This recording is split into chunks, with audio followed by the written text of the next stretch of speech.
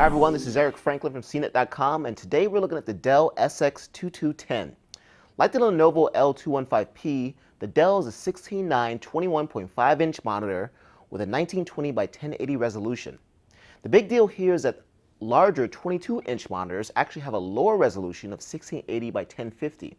The Dell's stark white back is the first detail we notice, and while it stands out among a sea of black monitors, we prefer the glossy black look of the Lenovo L215P. The middle of the top bezel houses an integrated 2-megapixel webcam, and the oval-shaped footstand is uniquely designed and resembles a foot with its weight on the ball. It measures nearly 8.5 inches in width and with a depth of 5.5 inches. And when knocked from the sides, the 10-pound display wobbles and slides considerably, but not to the point where we feel it's in danger of toppling thanks to its flat footstand. The bottom of the bezel sits about 2.4 inches from the desktop, but unfortunately this screen height is neither adjustable nor is there a rotation or pivot option. The capability to tilt the screen back 25 degrees is the only included ergonomic feature. Dell includes DVI, HDMI, and VGA connections. However, the ports are located directly behind the display's neck, which makes it frustrating when attempting to access them.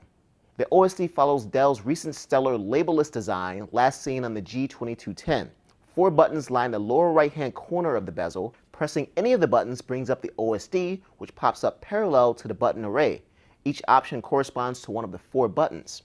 Once a new menu comes up, the function of the buttons change dynamically, as the top 2 buttons become the up and down buttons used to navigate through the newly synced menu. OSD options include the standard brightness, contrast, and various color options, and the presets are separated into 2 categories, graphics and video. There are 6 graphics presets to choose from: standard, multimedia, game, warm, cool, and of course custom. And the video presets are movie, game, sports, and nature.